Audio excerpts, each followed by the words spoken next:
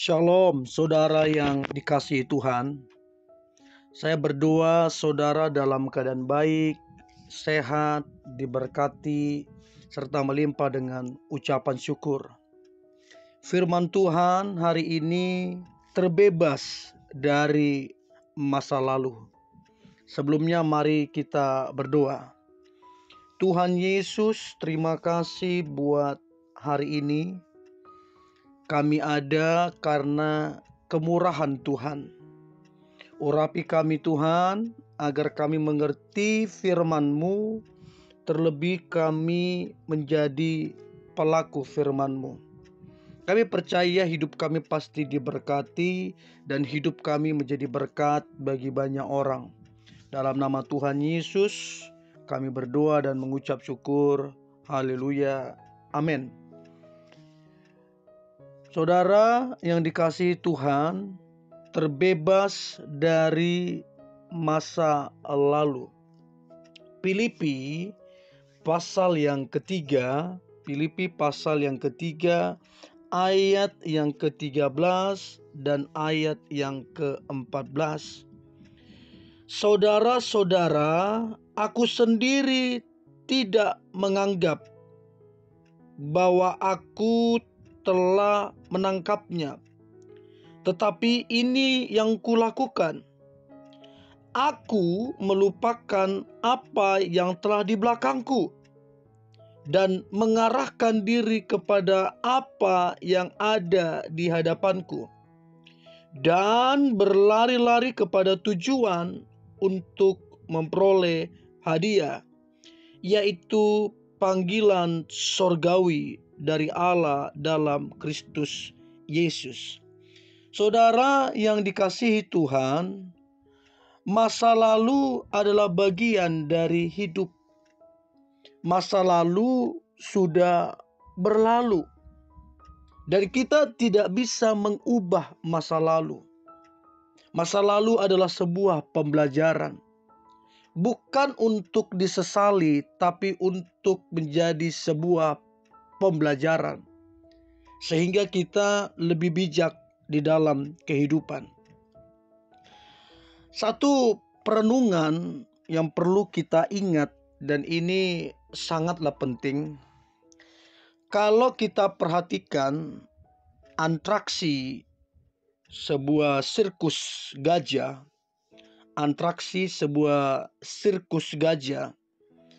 kita akan melihat seekor gajah yang sangat besar, di mana gajah tersebut melakukan semua keinginan-keinginan dari sang pawang. Mengapa gajah sebesar itu bisa melakukan semua keinginan-keinginan dari sang pawang? Ternyata saudara, gajah tersebut sejak dari kecil gajah tersebut telah dilumpuhkan pikirannya oleh sang pawang tersebut. Sejak kecil gajah tersebut dibelenggu dengan rantai yang besar, sehingga gajah tersebut tidak dapat melepaskan dirinya. Setelah gajah itu kemudian bertumbuh kian besar, maka gajah tersebut diikat hanya menggunakan tali yang kecil saja, saudara.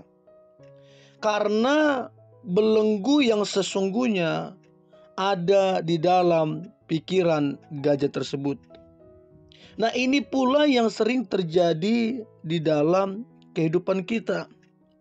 Ada berapa banyak orang yang Kristen, pikirannya, hidupnya dibelenggu oleh kenangan-kenangan pahit di masa lalunya, atau trauma-trauma yang pernah dia alami di masa lalunya.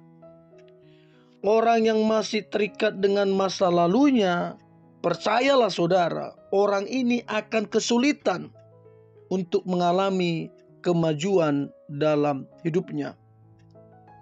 Untuk itu, pikiran kita, harus ditaklukkan kepada firman Tuhan.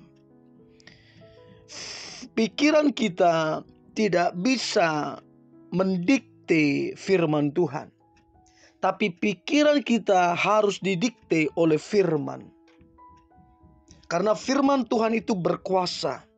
Pikiran kita bisa salah, tapi firman Tuhan tidak akan pernah salah. Untuk itu saudara, apapun yang mendikte saudara, sehingga itu menjadi satu belenggu, maka yang harus kita lakukan adalah kita harus menaklukkan pikiran tersebut terhadap firman Tuhan. Supaya apa? Supaya kita terbebas oleh belenggu-belenggu masa lalu.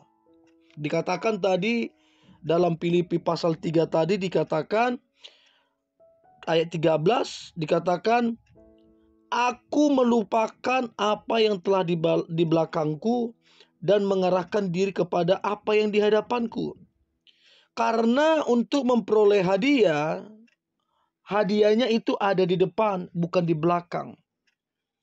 Saudara, kegagalan di dalam pelayanan, kegagalan di dalam keluarga, kegagalan di dalam pekerjaan, seringkali itu penyebabnya karena dosa-dosa masa lalu yang masih mengikat. Trauma-trauma masa lalu yang masih mengikat.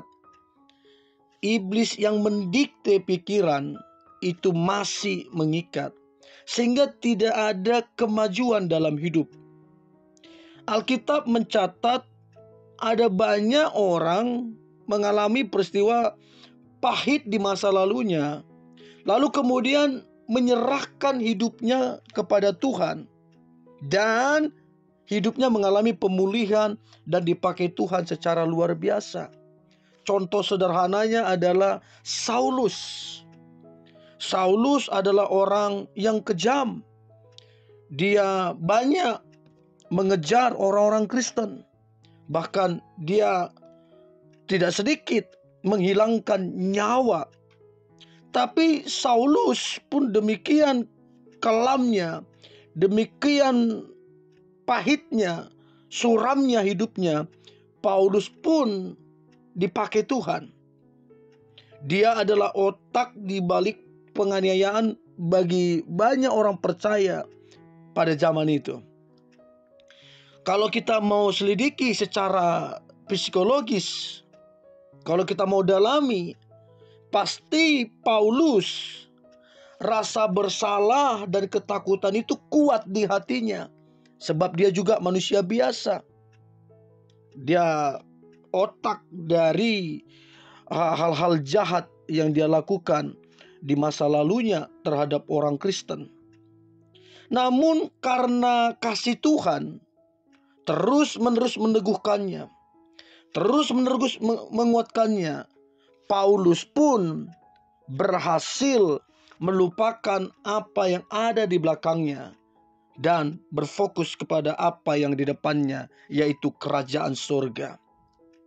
Dengan kata lain, Paulus tidak terpaku dengan dosa-dosa masa lalunya yang bisa menghambat pertumbuhan imannya. Sebaliknya, dia mengarahkan dirinya kepada masa depan dengan berpegangan pada firman Tuhan. Dan kita lihat saudara, Paulus dipakai Tuhan dengan dahsyat dan luar biasa. Bahkan perjanjian baru hampir secara keseluruhan ditulis oleh seorang Paulus. Karena apa? Paulus melupakan apa yang di belakangnya dan Paulus berlari-lari kepada tujuan memperoleh hadiah, yaitu panggilan sorgawi. Saudara yang dikasihi Tuhan, kalau engkau mau terbebas dari masa lalu, maka lupakanlah apa yang di belakangmu dan berlarilah kepada tujuan, yaitu panggilan surgawi yang ada di depan. Mari kita berdoa. Tuhan Yesus, terima kasih buat hari ini. Sekelam apapun masa lalu kami, seburuk apapun masa lalu kami, firman Tuhan berkata, lupakan apa yang ada di belakang dan kami berlari-lari kepada yang di depan, yaitu panggilan sorgawi. Kami percaya kami akan terbebas dari masa lalu, dan kami akan dipakai Tuhan dan diberkati serta menjadi berkat bagi banyak orang. Di dalam nama Tuhan Yesus kami berdoa dan mengucap syukur. Haleluya. Amin.